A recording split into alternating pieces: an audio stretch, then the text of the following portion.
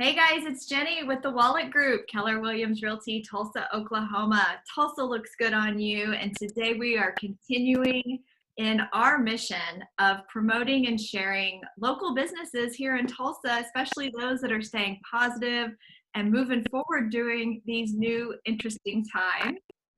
So here I've got Teri with Bohemia Moveable Feasts Caterers. And Teri, you were recommended to us as someone who has been busy recently and staying super positive. So why don't you just share with everyone what it is you guys do over there? Well, I had a pretty thriving catering business, and it was ironic because I got back from vacation and everything that I had on the books for March cleared, canceled basically. And so I had to get pretty quick on my feet and find another way, which is not the first time I've had to do that in my business. We were already doing retail foods. Basically, I focus on locally sourced, clean food. I've been a vendor at the Tulsa Farmers Market now for 15 years, but that's been postponed. I don't know when they will resume. It may not even be this year. So I really had to think of something to do to help myself. And so what I started doing was videos, cooking videos, also videos of farms that I buy from. And then the other thing that I've been doing for the last 5 years is food on the move. And I'm kind of in a unique position to do this outreach because it's a food truck outreach, and we have a food truck. And so my next service will be on Wednesday. And what I think is really cool is that Chris Hutto, who is the I keep saying Cherry Street Farmers Market because that's what it used to be called. It's Tulsa Farmers Market. She's been there maybe 3 or 4 years as the manager, and she set up a farmers relief fund so that if farmers did have excess produce, they wouldn't just be getting it, they would be paid. And so through that fund, we're able to make it win-win, because they're struggling too. Restaurants are closed, our market is closed.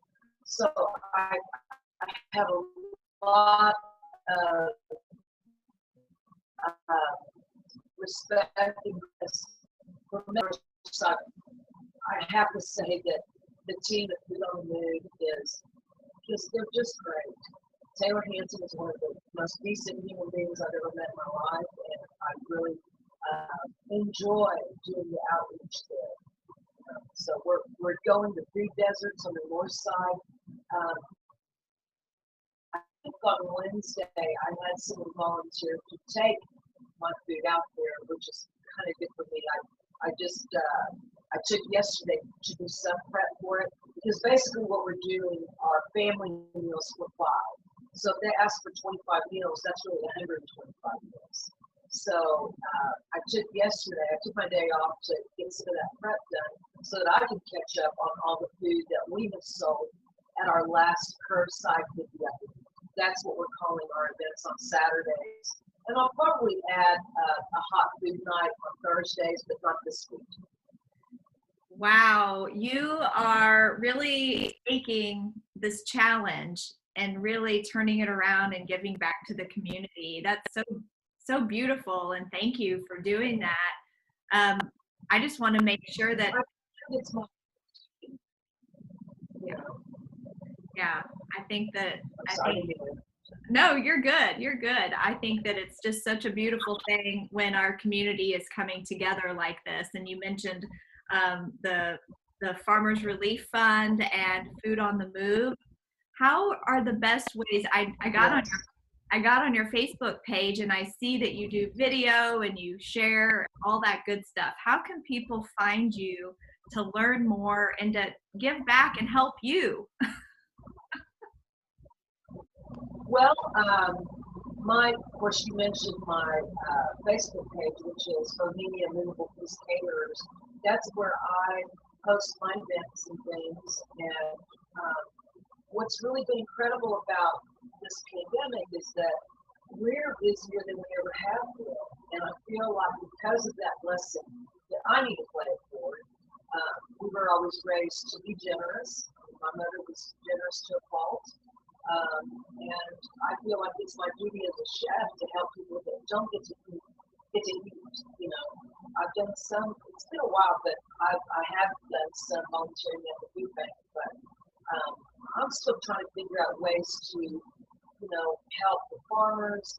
I've taken, like, now that I've started doing the videos, I've tried to tag where I'm getting that produce and meat and all those things. To help me, just, I would say, try our food. You know, I do a lot of special diet food, like low carb, because that's the diet that my doctor makes me do, unfortunately. But, you know, we also do, I would say, probably 80% of what we do is gluten free. And I did, you know, focus on vegan last week. I'll be doing that as well. I am a trained chef. I trained at the Culinary Institute of America for my savory training. Like, it was actually 2 programs there. I finished a bachelor's degree there. And then after that, I went to London and Paris to study with a cordon bleu for baking and pastry. So we don't just do one kind of food. You know, people ask me all the time, what kind of food do you do? Well, I would say we do international, American regional, and then I'm Filipino, so we do a lot of that as well. But we do savory and sweet. Nice. Well, now I'm really hungry, so so I'm just gonna let everybody find you. I will tag you as well, and just thank you for being wonderful, and we appreciate you sharing all your time. You know what? It's my privilege. I love doing it. Thank you so much, Teri. And thank you for reaching out.